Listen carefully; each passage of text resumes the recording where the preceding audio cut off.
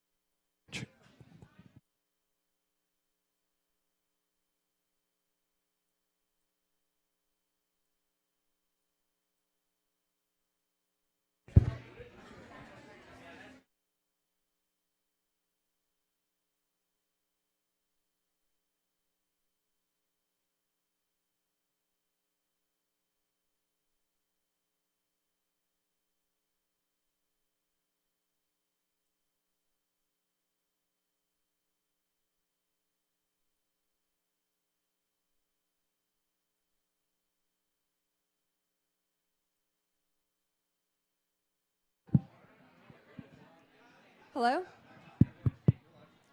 Hello? Am I live? All right. I'm going to go to the front. Yep. Hi. Sorry. Excuse me. Excuse me. Excuse me. Excuse me. Excuse me.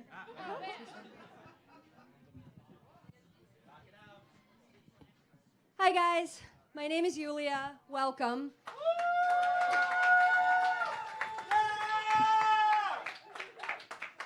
We're not getting started just yet. We're going to start in about 10 minutes, just because it was kind of a cluster getting from the march, so we're going to wait for people to get here. But in the meantime, we have a bunch of notepads and pens in the back of the room for you guys in case you want to write stuff down as we're giving concrete suggestions. So please feel free to take a notepad and a pen, grab a drink. We have a special drink menu. Echo. And we'll be back with you guys in 10 minutes.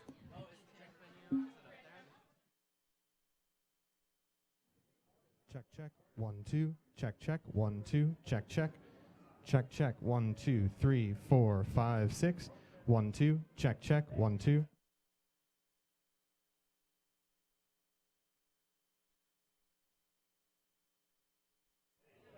Check, check. Check, check. Check, check. 1, 2. 2, 2. 2, 2. Microphone check, check, check. 1, 2. 2, 2, 2.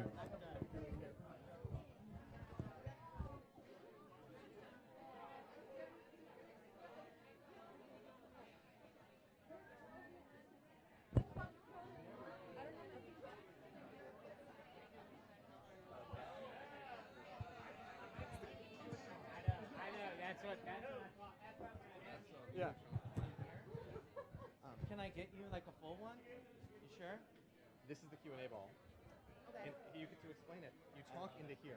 So you throw it. Talk into the hole. Check, check. 1, 2. I'm going to write this down. Yeah. And so whenever you want it, you can come get it, or you can just keep it. I'll just keep it up there. All right.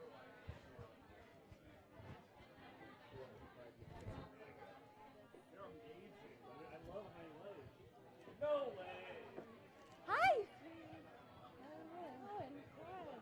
Thanks for coming. saying. Yeah, absolutely. You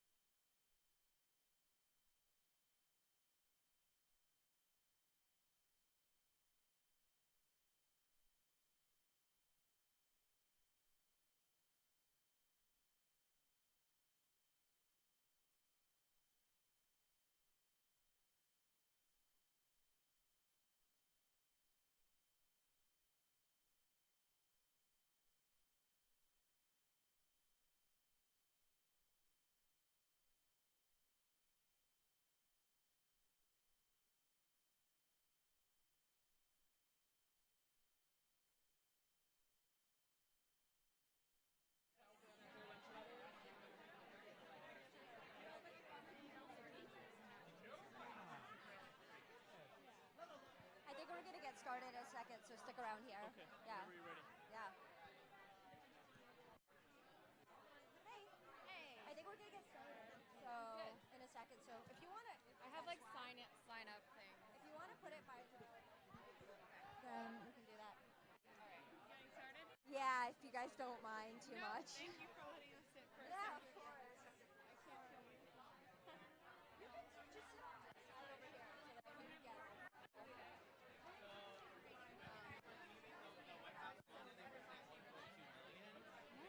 But when I was checking Facebook like an hour ago, it was saying like 500,000.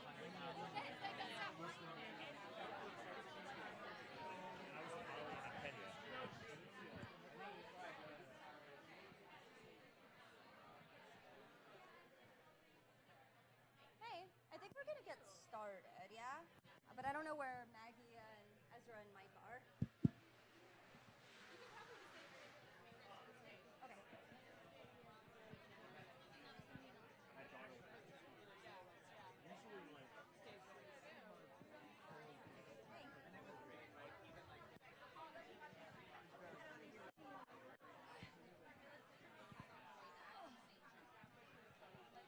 Hi, we're gonna get started in a minute. Hi. Can you guys hear me? Yeah. We're gonna get started in a minute, so if you're speaking, you know who you are. Please come up to the stage. No, you can just come up. I don't know, do you want to get up on the stage? You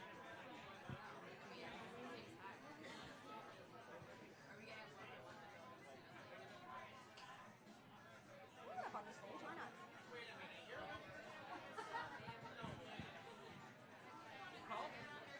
Yes. Cool. I think we just need Maggie and Ezra. Now they're sitting.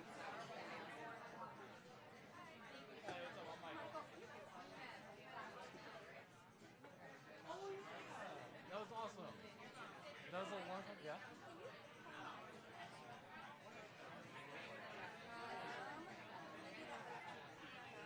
Yeah, are you Ezra?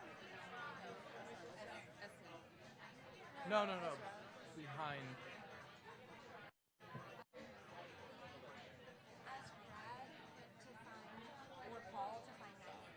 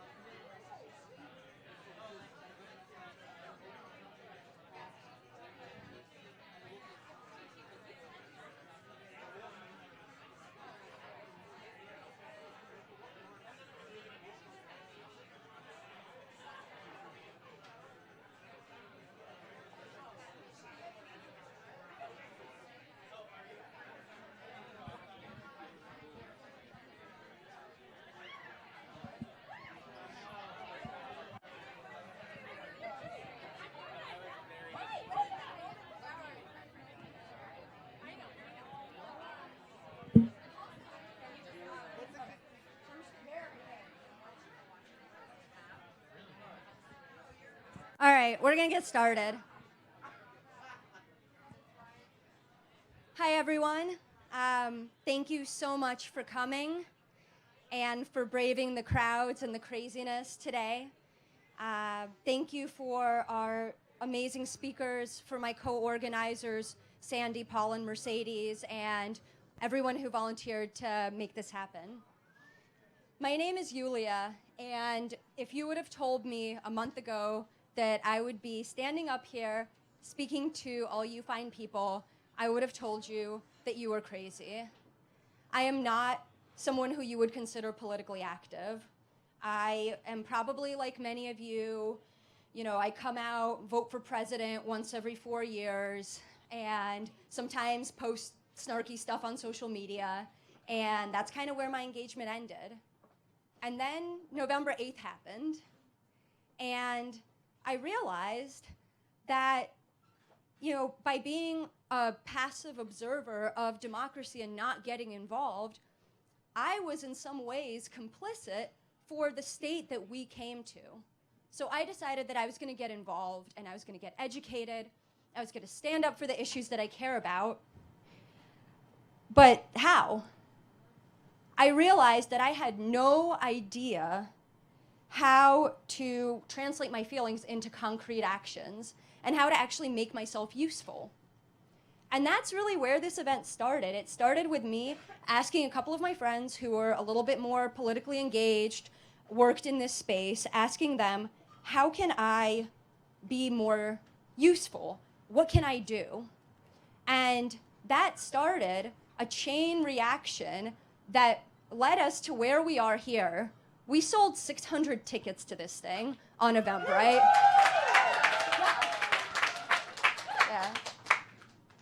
Yeah. And nobody had all the answers. I mean, I've never, ever done anything like this before.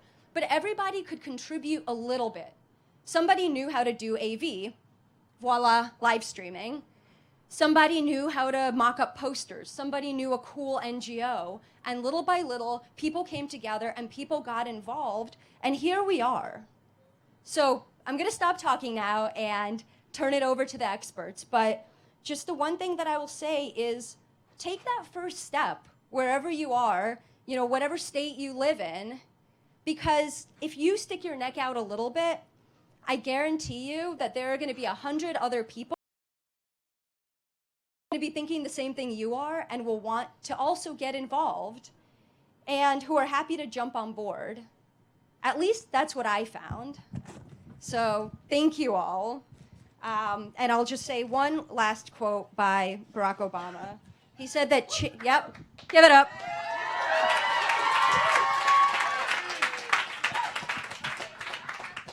Obama said that change only happens when ordinary people get involved and they get engaged and they come together and they demand it.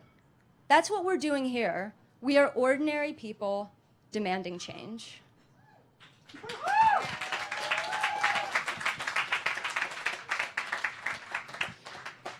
Dang, it's hot up here. So here's how this event's going to work. I'm going to get off the stage. I'm going to introduce our 5 amazing speakers, starting with Maggie Thompson, the director of Generation Progress. Essen Zafar, founder of Stand With Me. Michael Panfil, director of Federal Energy Policy for the Environmental Defense Fund. Jenny Mistry, manager of local initiatives for the National Institute of Reproductive Health. And last but not least, Ezra Levin, co-author of the Indivisible Guide.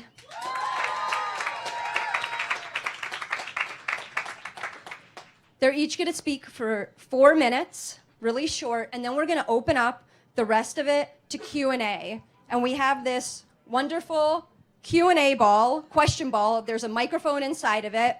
You speak into the hole. And finally, we're going to ask everyone, as a way of getting involved, these guys are going to tell you really concrete things that you can do over the coming months. So we're going to give you a text message number, and we're going to ask you to text one commitment to that number and a week during which you're going to do it. And then you'll receive an automated text back when that week comes, reminding you of that commitment. I'm going to say that number right now, and then I'm going to say it again after the speakers. The number is 617-858-8187. And last but not least, Mercedes, yes? Oh, notebooks are in the back if you want to write stuff down. And there's a huge paper arm in the hallway that you can write your commitments on in Sharpie. Okay, I'm going to shut up now. Enjoy.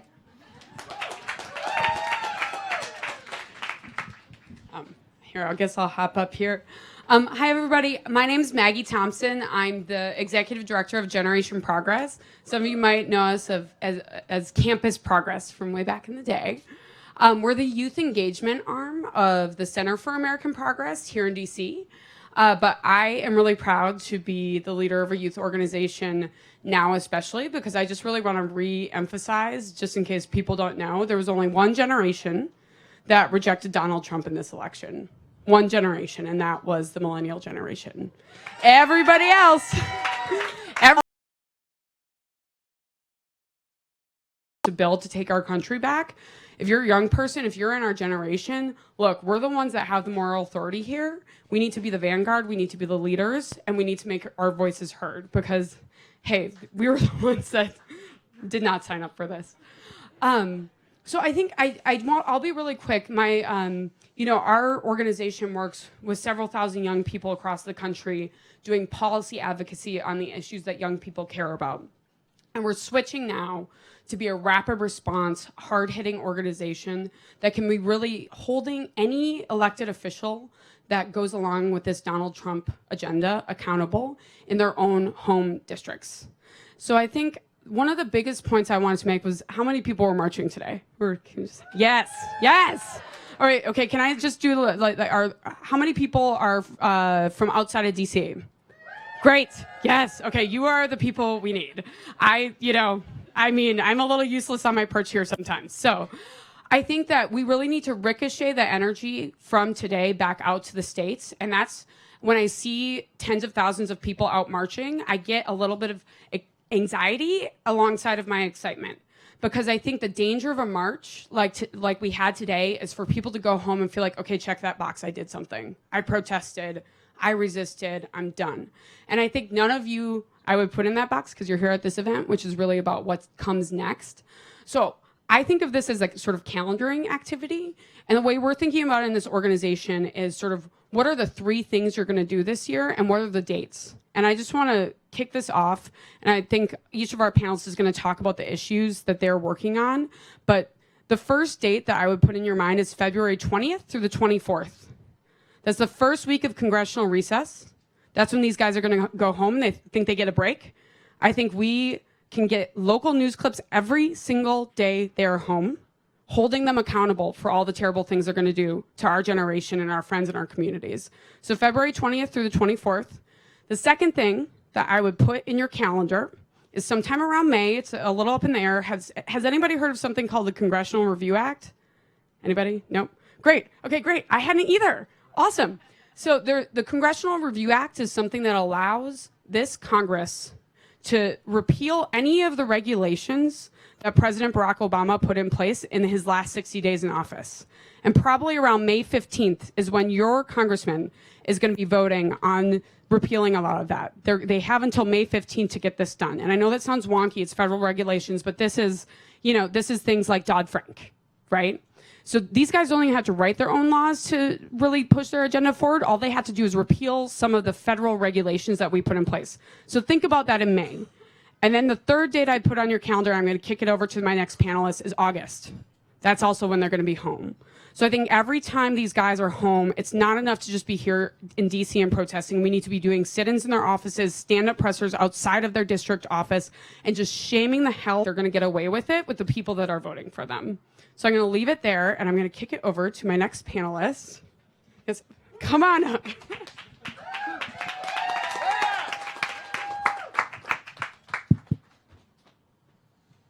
All right, how's everybody doing? What a march today, right? Wasn't that amazing? That was phenomenal. So I've been asked here today to talk to all of you about civil rights and what we can do to protect our communities under threat. I am a civil rights lawyer, and I started a small nonprofit. I also work for the federal government. That's my day job, but I'm not here representing my academic side or the federal government, just the small nonprofit that we started to help communities under threat. I came to the United States when I was very young, as an immigrant, as a refugee from Kuwait during the first Gulf War. There's always a war happening in the Middle East. This is the first Gulf War, quote unquote. When I came to the United States, we moved to a small suburb in Los Angeles, and we were greeted pretty warmly. There was a news story that happened about us, and much to my mom's chagrin, we really didn't have anything, but people donated furniture and toys and things like that. But the other side to that was this very ugly bigotry, this very pervasive intolerance, to the point where things started getting violent. And the reason why this was happening was because my name wasn't always Essen Zafar. It used to be Essen Hussein. And Saddam Hussein, if you remember, is the person who took over Kuwait. I was no friend of his, but many individuals who had sent their sons and their brothers to fight overseas, who had lost their lives, had questions about why are these people coming to the United States and getting government benefits? Why are we helping them out, right? And obviously, Hussein's a very popular surname in much of the world. I had no relation to Saddam Hussein. So my dad changed my name and my sister's name when things started getting really violent against our family. 18 years later, we elected Barack Hussein Obama to the presidency. Look how far we've come. So I tell that story not just to highlight how far we've come, but also to highlight how much farther we have to go. Every single year that Barack Obama was president, hate crimes and hate incidents against people from all different backgrounds went up. Every single year. In 2016, we hit a record. And I can almost guarantee you, based on what we're seeing in 2017, that 2017 is going to be a record year for hate incidents and hate crimes. So what did we decide to do? We decided to start a small organization the day after the election called Stand With Me. Our website is standwithmenow.com. We have a sign-up sheet in the back where you can sign up for our newsletter called 4 Ways to Fight Hate. And we send you 4 ways to fight hate every week in your email inbox. We're about to expand to local chapters pretty soon. So we invite you to connect with us after the talk to see what you can do. So those are 4 practical ways. And right now, really quickly, I'm going to give you 4 broad ways, 4 broad things you can do, okay? Number 1, commit to fighting hate. Sit down, relax, and tell yourself that it is unacceptable that somebody in this country be verbally assaulted or physically assaulted merely because of the color of their skin or because of their religious background. Commit to fighting hate. Number 2, support the victims of hate. People that are victims of hate incidents and hate crimes are very vulnerable, especially if they're from even more marginalized groups like the undocumented. Even small things like buying somebody groceries can help, but you can do more. So that takes me to number 3, report and recite. There's really 3 ways that I've found to change policy, government policy. One is the electoral and legislative process. One's the press and writing, and the other one's litigation, right? So this goes to kind of number 2, report and recite. Write about and share stories of people that have experienced hate, or even positive stories. Try to do so in a publication that may not agree with your viewpoint. So you spread the word beyond just kind of the narrow circles that we all work in, okay? Number 4, participate, okay? I know a lot of us here are disenchanted with the electoral process, with the political process, but if we don't continue to participate, somebody else will, okay? And then we won't get the result we want. So if you are somebody, if there's somebody who you know that's running for office from a marginalized group, time to support them. If you want to run for office because you support stronger hate crimes laws, time to run for office. I have always thought about running for office, but I am a childless Muslim male, okay? So I was like, the one group in this country that's never going to get elected is me, so it's never going to happen. But even I am now reconsidering, okay? Thank you. Okay. So I guess I'm gonna close with this, because this is what I was thinking both yesterday and today during the march. I refuse to believe, refuse to believe the sad and dreary vision that was presented to me yesterday. And I choose to believe the vision that was presented to me today during the march. Okay, my family came here. We were in poverty. We used to use food stamps. Okay, but the one thing that we believed in was hope, right? And this kind of story of American hope, not the American kind of narrative or the American dream, but this idea of hope. And that, coupled with the hard work that my family engaged in, is what brought us out of poverty. Okay, so I'll leave you with that. StandWithMeNow.com. Please sign up for our newsletter. Thank you so much.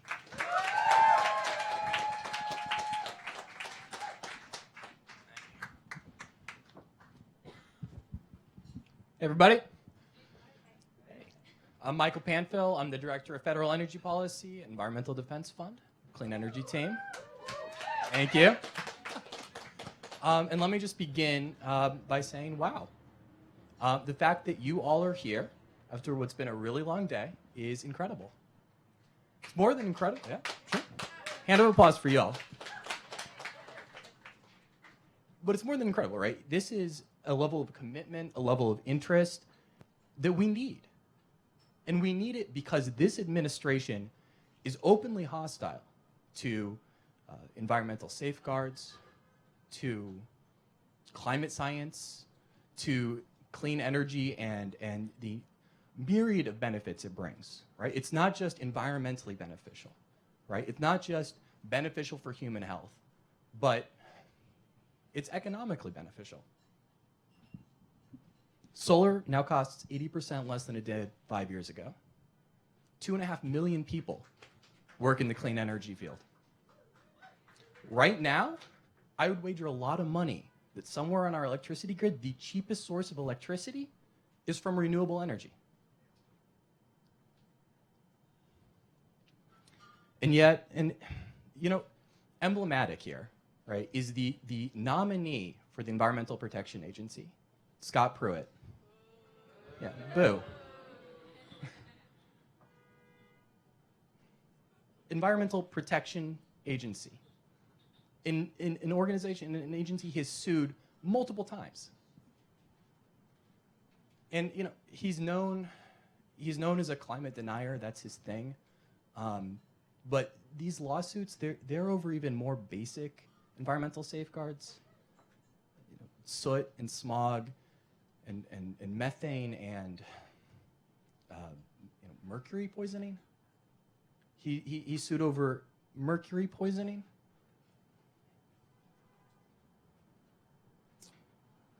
And the way he sued the EPA so many times, at least 12 times, is because he defunded his environmental enforcement unit and used that money. That's how he sued the EPA. And yet he's this administration's best choice to protect our environment, the best choice to lead the EPA. If this administration will not protect and defend our environment, we will. Right? And yeah, right. And when I say we, yes, Environmental Defense Fund, we have and we will continue to defend the environment. Right? We will use every tool available to protect the Clean Power Plan and carbon standards and renewable energy and clean energy, from the solar on the rooftop to the large wind farm. But when I say we, I mean all of us. Right? The fact that you all are here is, again, incredible, right? And we need to build upon this momentum. I've got a non-exhaustive list, let's call it. But the first one is just get involved, right? Scott Pruitt, we have a petition out. Let your congressman know that you do not accept Scott Pruitt as the EPA administrator. And it's not just EDF. There are other great organizations. I want to mention Defend Our Future, Climate Action Fund, Mom's Clean Air Force. So write those down. They're all fantastic at organizing. And when I mean organizing, what I actually am saying there is they're great at amplifying your voice. But at the end of the day, that's what they are, right? They amplify your voice. And so step 2 is stay involved, right? It's not about just today. It's about tomorrow and the next day and the day after that. And what you need to do is, once you become a member or sign on to the listserv of those organizations and your local organizations, when you go back to wherever it is you call home, right, is to remain committed and remain involved, And those organizations will help you do that. They'll send out particular dates, they'll send out particular actions, they'll send out particular topics. And when they do, get involved. Thanks.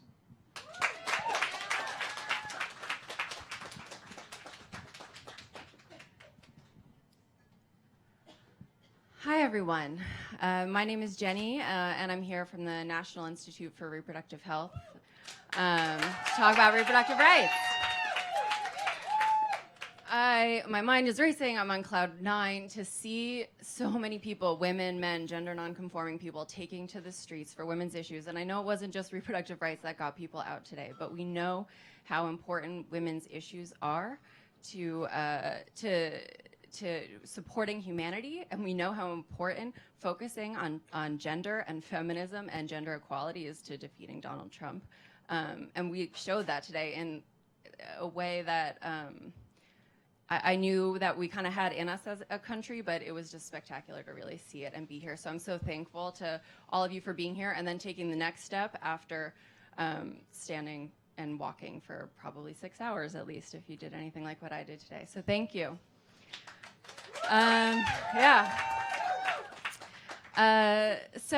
The National Institute for Reproductive Health, we work primarily on the state and local level across the country. And we focus particularly on advancing proactive legislation and advancing a proactive vision for reproductive rights. If you know anything about what's been going on the state level, you know that might not make a lot of sense, because in the last 5 years alone, states have enacted 288 restrictions on abortion.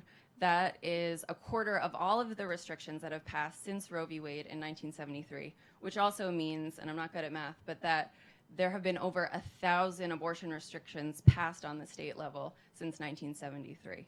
So people are attacking us, and it's been happening for a long time on the state level, which is where access really happens. But we believe that regardless of whether you're in a red state or a blue state, you need to be introducing proactive legislation and building a movement and creating a vision that talks about where we want to go and where we want to be. We're so grateful for the many wonderful organizations. The ACLU, the Center for Reproductive Rights, are two wonderful ones that fight a lot of those defensive battles, but we're there to fill the proactive space. So that's us, but now I want to talk about three ways that you can take action today, that you can roll up your sleeves. And the first does relate to policy. So on the federal level, it's the same thing. It's been the same thing before Election Day. We have an anti-choice Congress. We don't even have all of the Democrats that are in Congress are not pro-choice. So we have been facing a lot of attacks on abortion on the federal level for years. The difference is we had a president that wasn't going to sign them. We all know that we've had doubts maybe about how deeply held Donald Trump's convictions are about abortion. But he has said that women should be punished for getting an abortion, which is probably one of the most extreme stances that you can take. And I think we all know that Mike Pence believes deeply in his heart that abortion should be made illegal, even at the cost of a woman's life. So I encourage you to keep your eyes open and to be listening, because there's a deluge of attacks coming soon. But what's happening on Tuesday, January 24th, I looked it up, inspired by you. So January 24th, this Tuesday, Chris Smith, who's a congressional representative from my home state of New Jersey, introduced H.R. 7, which would codify the Hyde Amendment into federal law. The Hyde Amendment bans Medicaid coverage of abortion, which means that the women that are most in need of insurance coverage of abortion are not able to access it. Right now, it's voted on every year, and it's been passed every year since 1976. H.R. 7 would make it permanent law, which of course makes it much more difficult to eventually repeal. It is, in my opinion, one of the most cruel abortion restrictions that's out there. Call your representatives. It's amazing to see that most people are not from here, that you're from a range of states. Call your representatives and tell them to vote no on H.R. 7. On the state level, I don't know where you all are from, but I can tell you there's going to be a tax coming down. It doesn't matter if you're in New York State, where I live now. There's a tax coming down. Take action. All Above All is the name of the organization that leads the work to defeat the Hyde Amendment and similar bans on Medicaid coverage of abortion. I have a petition in the back that I ask you to sign, and really look up All Above All. They're an excellent campaign. The second is to get involved on the local level. We know that the anti-choice movement became powerful because they started on the local level with some really crazy ideas that are now policy. We have spent a lot of time and energy talking about Planned Parenthood, which is an amazing organization that we love. And defunding of Planned Parenthood is something we think might be coming down the pike too very soon. But there are a ton of other really great independent organizations that play an amazing role in your community that you may not know about. Abortion funds are very local organizations of volunteers that provide grants to women who are seeking abortion in their communities, and they can't cover, you know, the last $100 or $200. If you go on the National Network of Abortion Funds website and click on the part that says I need an abortion, I can't pay for it, first they provide you every tip in the book. Have you checked your couch cushions for change? Have you looked in your closet for clothing you can sell? Can you braid somebody's hair? But then they make a grant of $100 or $200. Donating to those funds is hugely powerful. Volunteering with those funds doubles your impact. You can be a clinic escort standing outside of an abortion clinic, welcoming women in and protecting them from the people that are screaming outside and trying to shame them. There's a ton of actions that you can take on the local level to show your commitment and to start to change the climate around reproductive rights. Which brings me to the third point, which is stigma. We know that the reason they're able to attack these rights when we know that most people in this country are pro-choice is because the reproductive health care is stigmatized and people are afraid to talk about it. Fighting stigma could be telling your abortion story if you've had an abortion, or listening to someone's abortion story if they want to share it with you. But it could also be wearing a button the size of your face that says protect abortion access. It could be posting an article. People are scared to talk about this because the people that are anti-choice are a very vocal minority, but they are a minority. And by talking about this and normalizing it, you make a huge impact on the culture, and you start to say that these things are not okay.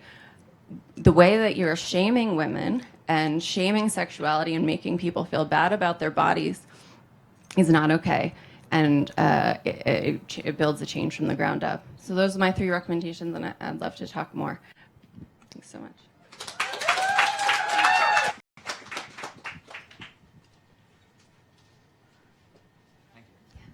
Hey, everybody.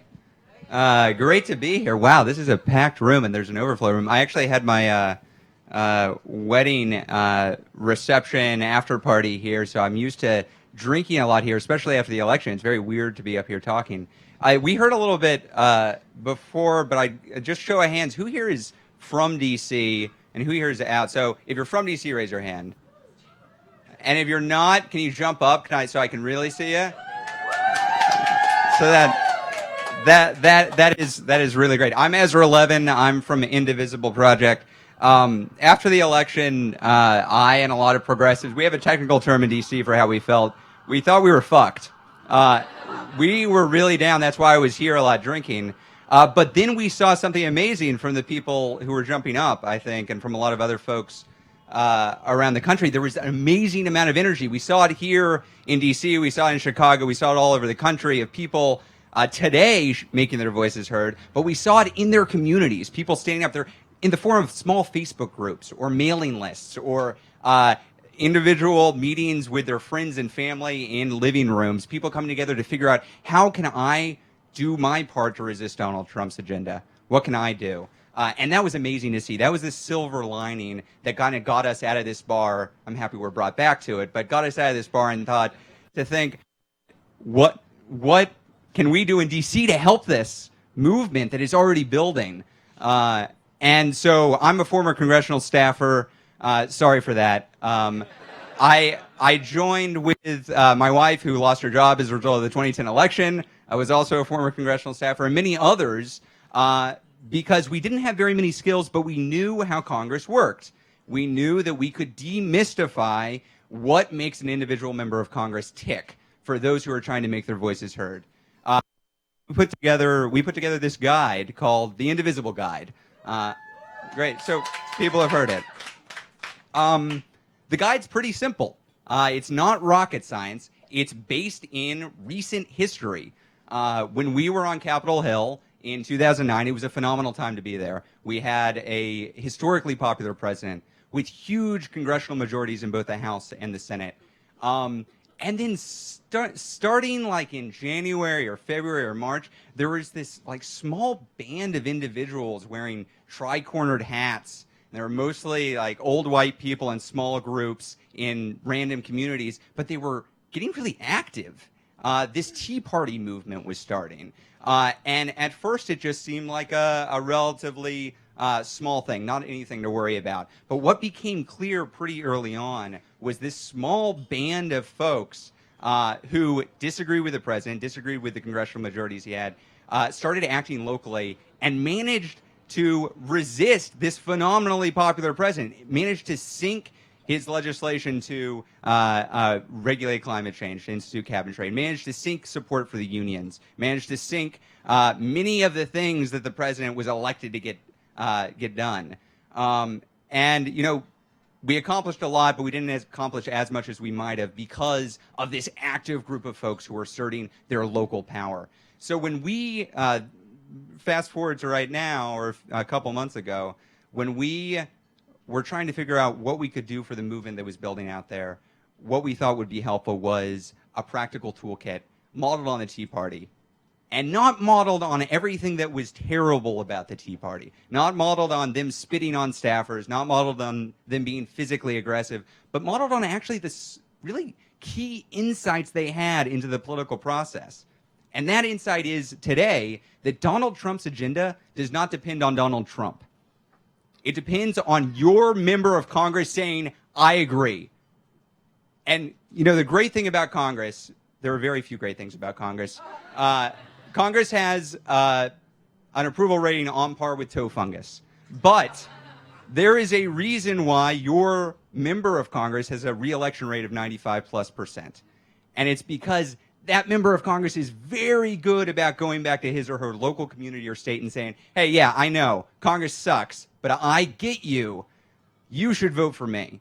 And so they play this game with their constituents that they are really representing them in Congress. And because of that game, they are highly attentive to what you are doing. So the Tea Party understood that, and they implemented a very simple two-pronged strategy. One, being extremely attentive to their own members of Congress, their two senators and their representative. That's what they focused on.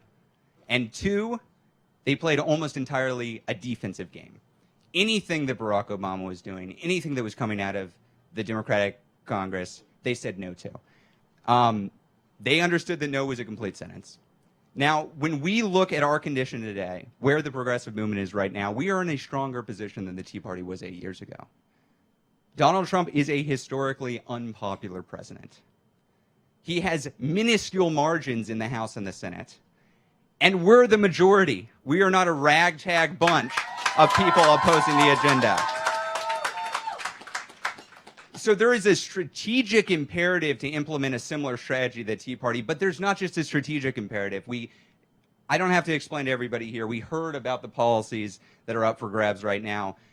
The people who are going to be most threatened by the Trump agenda and what this Congress is going to try to do are the most marginalized members of our society. When we play defense, unlike the Tea Party, we're not playing defense to obstruct. We are playing defense to protect. And we have a responsibility to do that in every one of our communities. And what the Tea Party showed is that that works. And we've seen it work already. On the very first day of the 115th Congress, the Republican Congress tried to gut the Congressional Ethics Office. How crazy is that? They tried to gut the Congressional Ethics Office so they could be more corrupt than they already are. And what happened? We shut it down. People flooded their members of Congress with calls. They went to their district offices of their members of Congress and said, this is unacceptable. And what happened? These majorities in the House and the Senate, this newly elected Republican president, they backed down. Because that's what happens when people assert their power at the local level in strategic ways. We have a model for success. It's not just a theory. We've proven it works already. When you go back home to your communities, you can make your calls, but best of all, get face to face with your member of Congress. Go to their district offices, go to their public events, go to their town halls.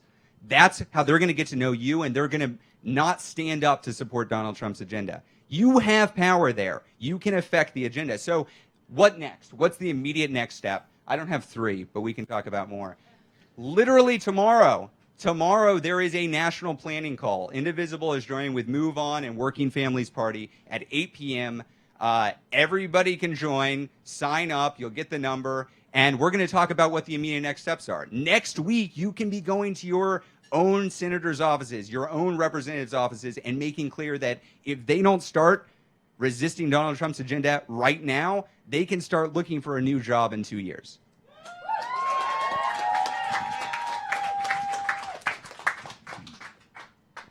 Thanks, Ezra.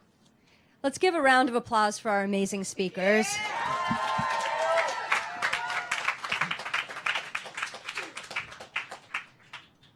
And I also want to give a huge shout out to Paul Selker in the back of the room who's doing this AV.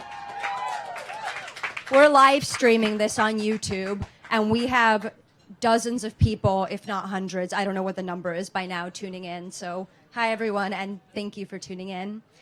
So we're going to do some Q&A, but before that, like I said, we want everyone to text at least one commitment to a phone number, and we'll remind you of it when the time comes. So get out your phones. I'm going to give you this phone number, and then I'm going to give everyone 30 seconds to text their commitment, and text a date, just a round date by when you want to do this so that we know when to get back to you. All right, the number is 617-858-8187.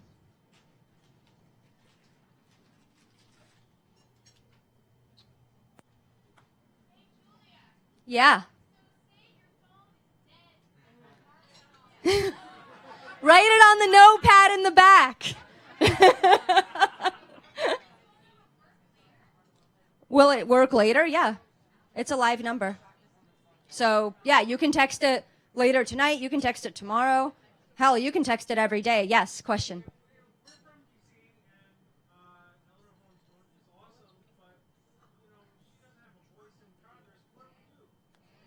All right, there's our first question. And that is a perfect segment. Like I said, I am no political expert, so I'm going to punt that to the speakers. Maybe we'll have the speakers, what? Oh, the question, thank you. If you are from D.C. and you don't have a representative with a voice, what do you do? So first question, we're going to take 2 more questions, and then we're going to have the speakers answer them. We're going to go in rounds of 3. So I'm going to start by throwing out this question ball. Speak into the ball. All right, ready? Somebody catch this, please.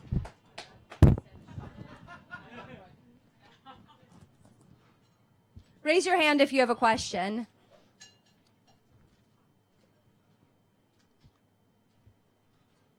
All right, all the way in the back of the room, pass the ball back. You can throw it.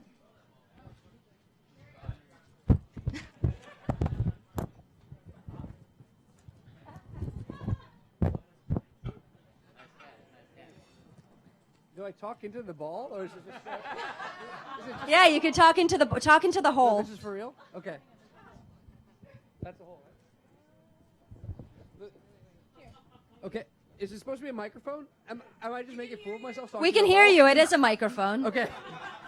So my question is, besides just the the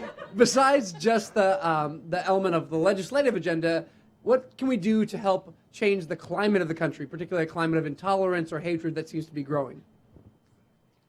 Thank you. One more question. Raise your hand if you have another question.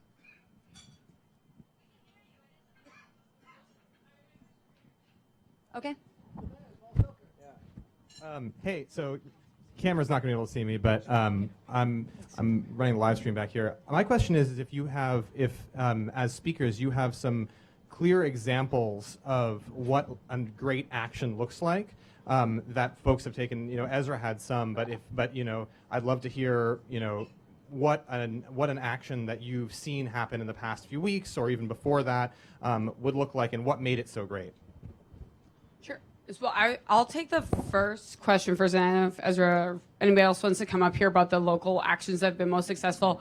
I think the DC question is such a good one because, like, frankly, sometimes I'm like, why am I here? We're so useless. This Congress is so terrible. Because you can do so much more at the local level. I think people that are not in DC really underestimate their power. But I think, can I just ask who here is I think because it's a similar question if you're in a very blue, very progressive district, right?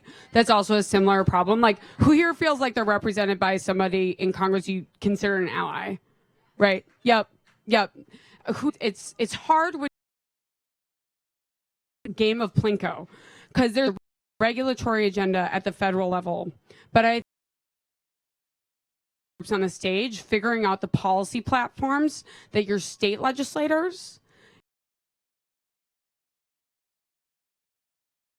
place are equally as important. So I think literally just that, like, you know, as you're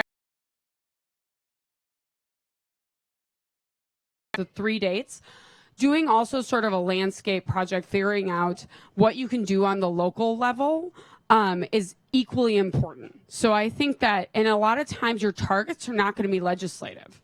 I think if you're here in DC, there's so many targets. You know, if they're going to repeal Dodd-Frank, do you know how many hedge funds and private equity firms have K Street lobby firms here? You know, it's really figuring out who are my targets that maybe aren't legislative, but if I could get 10 friends outside of their office to do a press conference and a protest, and I wrote the media advisory and I wrote the press release, we could make a ding in their public image.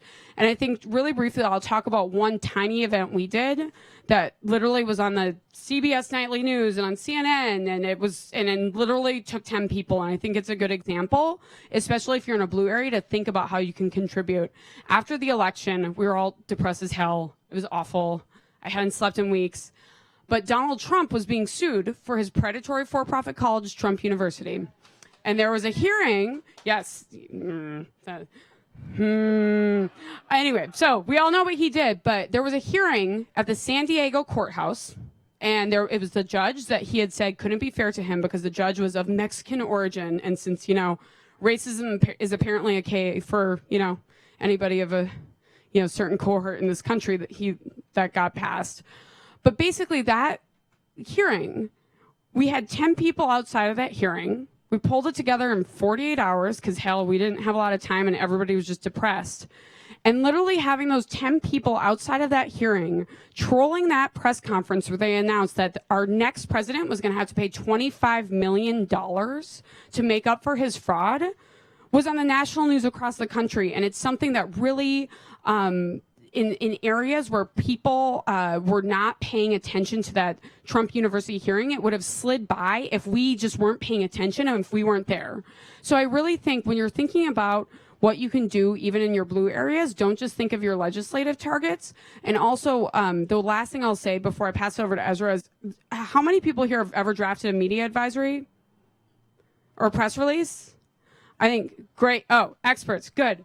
I think that so many times, especially we see this all the time with young people are in the streets, they're protesting, they're mad. Our generation is not apathetic, but we're really bad at the PR part of that, right? Like, if you have 10 people outside of a district office, like, you better call the local news. You better do that media advisory, because that's what your congressional rep is paying attention to. That's what the paid PR, like, K Street schmuck that is representing that private equity firm is paying attention to, because they have lobbyists working on these people's public images. So I think branch out from legislative targets if you're in a blue area, and make sure that you're integrating earned media and press strategies into whatever you're doing. And you don't need 100 people. 8, 10, your neighbors, friends. It doesn't have to be as big or as fancy as you think to get some of those clips that'll really ding some of these people.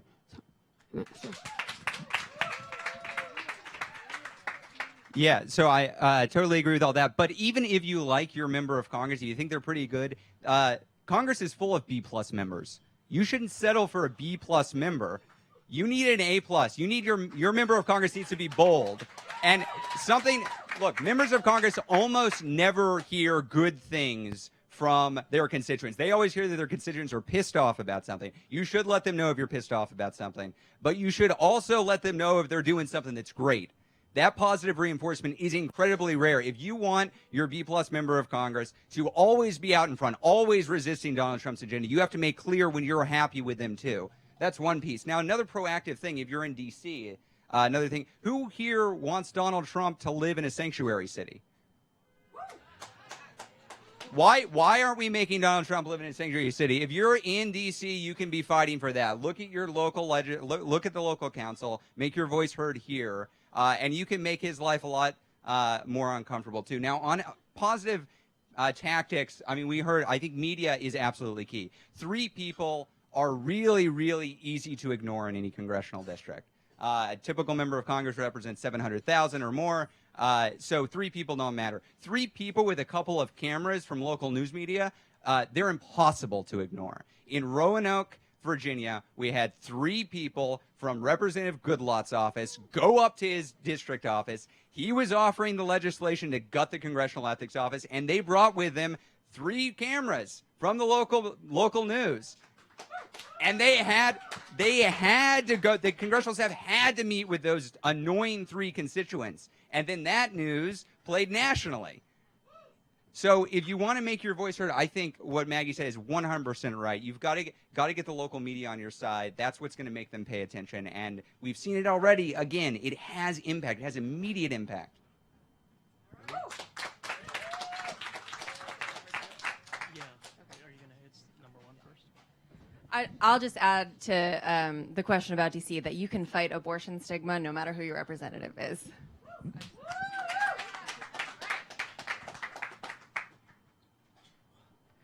I think I'll address number 2 since I don't really have expertise on that side, but those are great suggestions. One of the things that I found is that hatred doesn't arise in a vacuum. Okay? I found actually that underlying hate is a lot of fear. There's a reason why MLK didn't espouse violent action, right? Because the last thing you want to do to somebody who's afraid is scare them some more. And the reason why his tactics worked, or those of Gandhi or any other people who fought for justice, is because they didn't light another fire underneath people that are essentially afraid.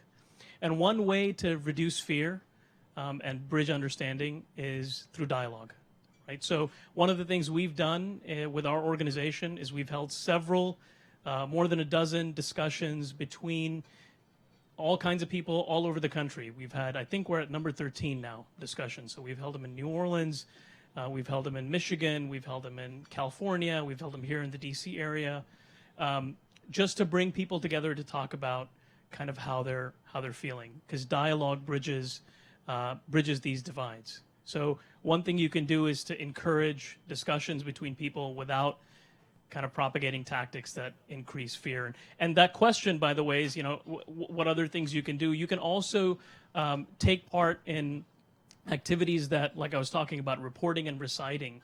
A community in, I believe it was kind of north of New York, there was an attack on a house, Islamic, a mosque. And the local Jewish community came up with a program through dialogue to leave all the lights on in the neighborhood overnight, just to kind of show their solidarity with that community. And again, that was reported in the news, and people talked about it, and people heard about it. And they saw that this community is not alone, and that community felt that they were not alone. And so, you know, what you're trying to get to when you're trying to reduce hate and tolerance is not the people all the way on one side of the issue, okay? That's very hard to get to. What you're trying to get to is the people in the middle, the vast majority in the middle, right? That maybe don't have a viewpoint, or they're neutral, and you really want to get them on your side and make them agree with you, make them agree that it's unacceptable for anybody in this country to be attacked verbally or physically merely because of their identity or the color of their skin or their faith background.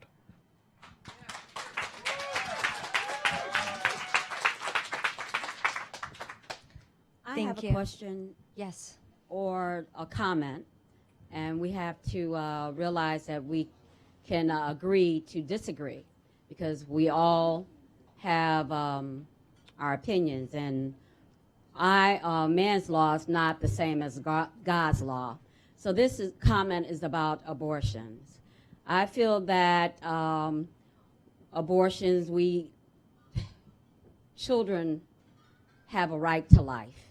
If we don't want to get pregnant, either you not participate in that action or be an adult or responsible and protect yourself so you don't have to make that decision to have an abortion. So that's something that we should all think about, because life is a gift. Life is a gift. And we should not take that gift away from that fetus if we have that choice. Just be careful. Just don't do it. Don't participate. If you're married, just use protection. Be wise. Be responsible. Thank you. All right. Number one, we have 2 more. Here, we have one here. I have a quick response. I haven't really talked about this publicly before, but my husband is a genetic counselor, and he deals with pregnant couples that are at risk for their child having a genetic disorder. And when couples come to him, it's usually, well, hopefully he'll give him good news and the baby will be fine. But sometimes there are things like where I'm sorry, this is a little bit of a downer. I mean, a lot of this is downers, but the child's, if the couple decides to keep the child, every bone in their body will break when they're going through childbirth. Like there are I guess, what would you call it? Like, yeah, there are mutations. There are physical abnormalities that happen with children that makes their lives, if they live, awful and like really mean to like give birth to a child who's basically going to go through like one of the most terrible things that can possibly happen, if every bone in your body would break. So it's not so clear cut. I mean, like it's really opened my mind to all the genetic disorders. That's the word I was thinking. Genetic disorders that children can have, and there are some circumstances where, I don't know, it's kind of unbelievable. Given that I don't have a medical background, it kind of blew my mind. So things to think about. You know, it's not all healthy children that people have to make decisions about. Right, and it's about the woman too. That obviously, it's about the woman too. But I'm just thinking about something that was new to me as a spouse of someone who does that. Thank you. One more question or comment before we let the speakers respond. We good? This is more of a comment. Those of you from out of town, raise your hands again. Thank you for coming and visiting us here in Washington. We are really happy to have you here. We also pay taxes and would like representation in the House and the Senate. I'll clap to that. You can help us change that, though. You can help us change that, and you can bring that fact up in your discussions with your elected officials. And so I ask, this is not a question for the panelists, it's a question for all of you who are here from out of town who we really want you to be here. Look out for us. We're happy to look out for you.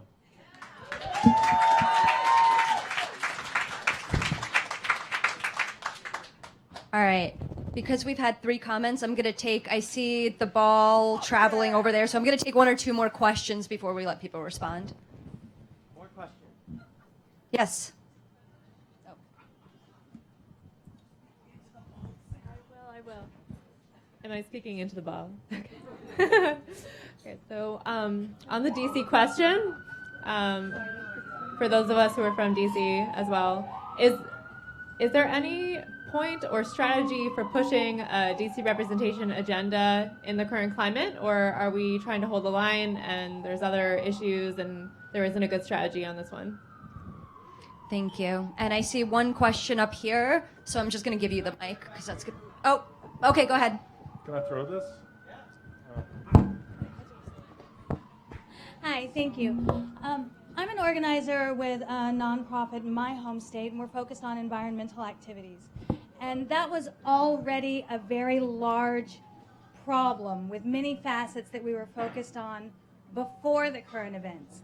Now, as we come into this new election cycle and everything that we're facing now, the problems are big, and we're all working to manage our personal resources and how to attack the different problems, where we're spending our donations, where we're making our phone calls, and which things we're going to our congressional offices for.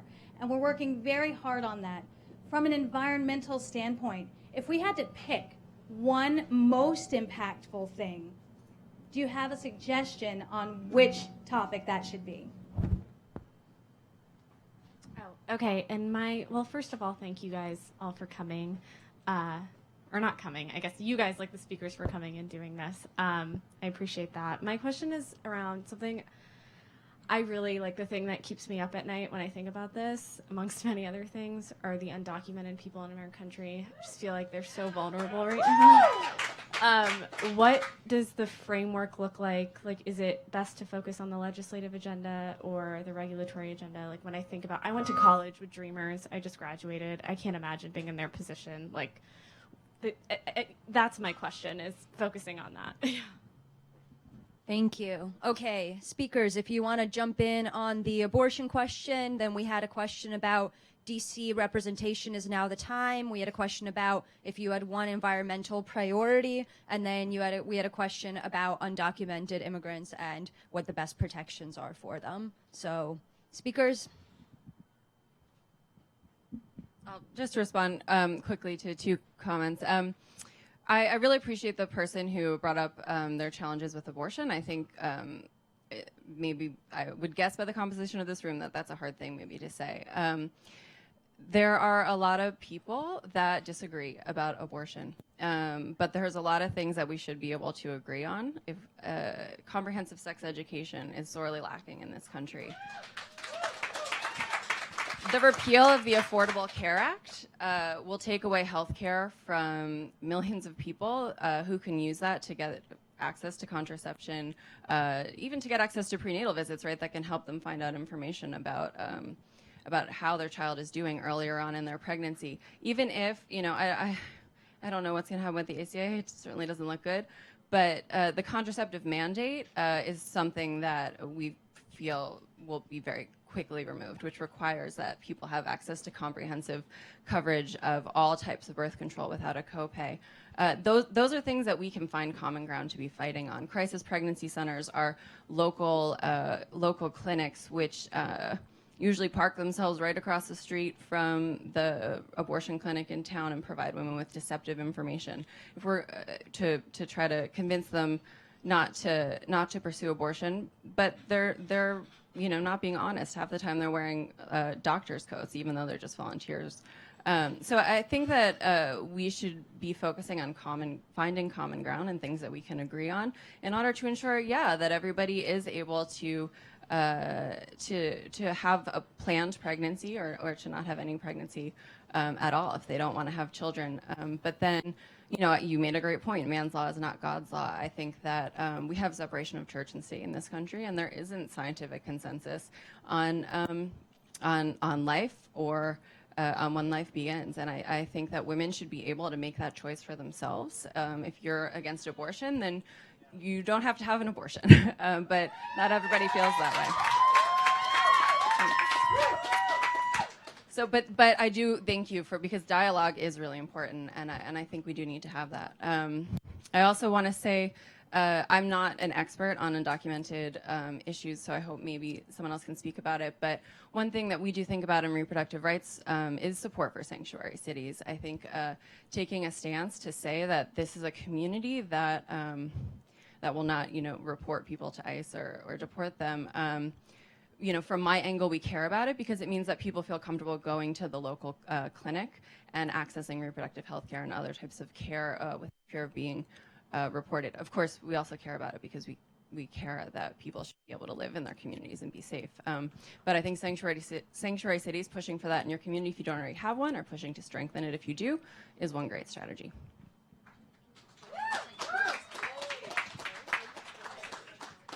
Sanctuary city, Does someone else have a better?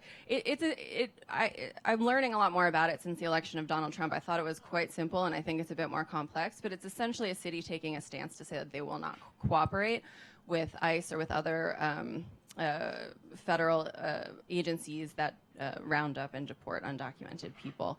But there's quite a spectrum of ways in which a city can actually take on that mantle, which I'm not an expert in. But that's the general idea. This is a place where undocumented people are safe, and this is a city that welcomes undocumented people. And there's a range of different policies you can take on. Then, yeah.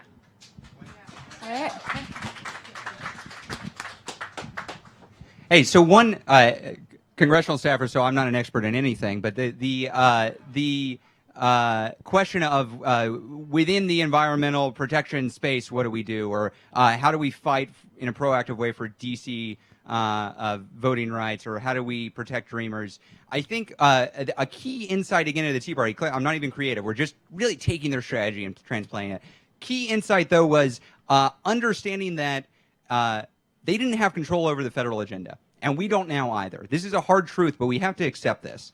We don't lead in the House. We don't lead in the Senate. We don't have the presidency. So what we can do is respond. Every week, Congress is going to be doing something really crappy. They're going to be targeting dreamers. They're going to be gutting the EPA. They're going to be doing something to screw with DC. I don't know what yet. If the way you approach this is to only think of, well, I'm a climate person, so I only pay attention when it's climate, or I'm just in favor of dreamers, so I only look at this when dreamers are up, we're going to lose.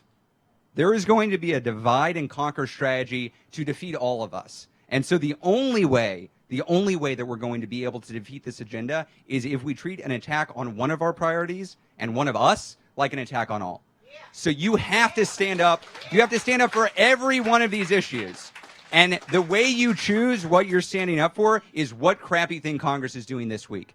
You be responsive to what is happening now. And it might not be your bread and butter, but you got to show up for your friends and your family or neighbors.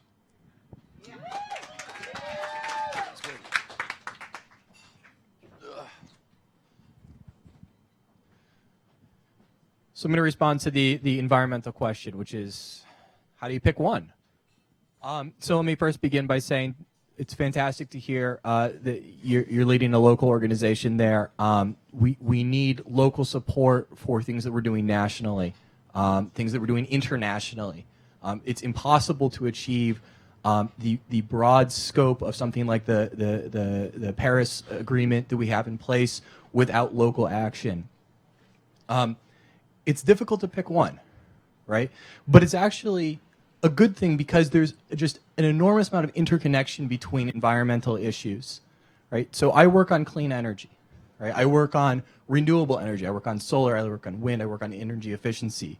But that work necessarily benefits the protective climate standards that we're working on.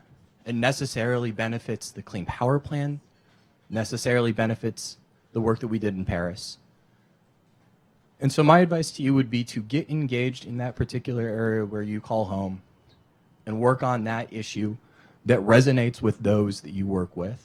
Now, to me, something like climate change is front and center. And it's front and center not only because it's so extraordinarily important, but it's something that you can have concrete, resolute action on today, right? There are particular companies, there are particular entities that use large portions of their energy from renewable power, right?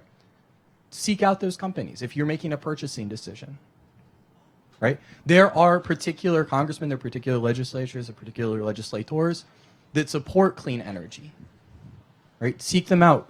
Do exactly what we've talked about up here. Commend that positive action and demand a change of action from those who seek other decisions, right? So I can't tell you exactly what I would focus on, other than that interconnected means that what you work on reinforces the work that others are doing. And making sure that you recognize that interconnection is just essential.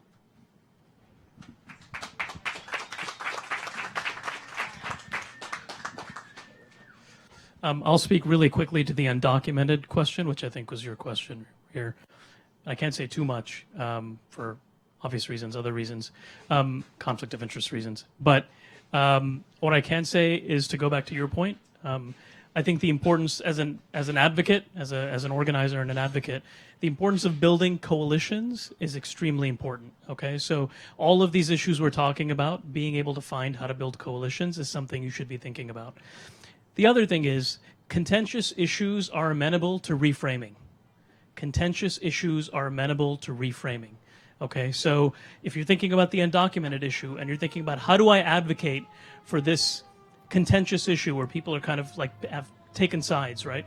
A good way to think about it is, how do I reframe it so that I can engage in dialogue and hopefully change the mind of somebody on the other side, right? And make them my ally.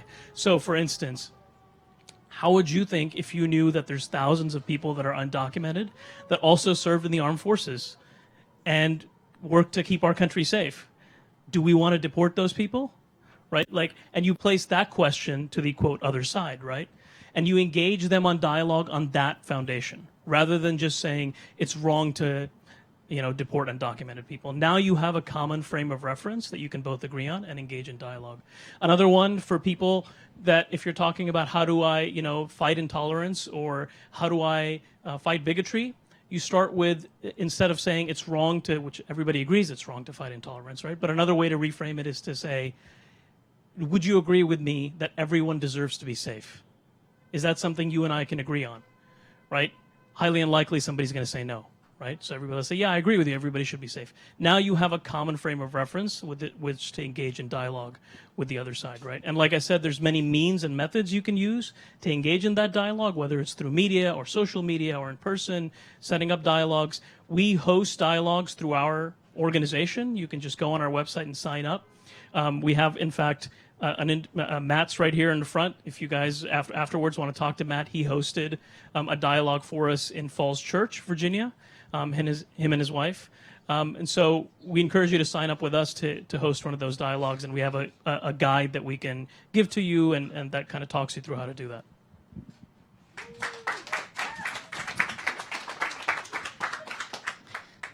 Thanks, guys. All right. We are right at 6:30. It's been a very long day. So I would suggest that we close this session.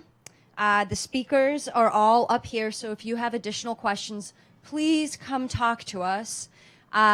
If you go out in the hallway, there is a lovely drawing of an arm drawn by Mariana. I don't know where you are, but thank you for drawing it. And there are Sharpies. Please write your commitment, and we'll find something useful to do with it. And just the last thing, again, I'd like to remind you that, all of us can, it sounds corny, but I think that what I have learned, at least through this process, is that all of us can do something and make a difference. So let's roll up our sleeves and get to work. Thank you.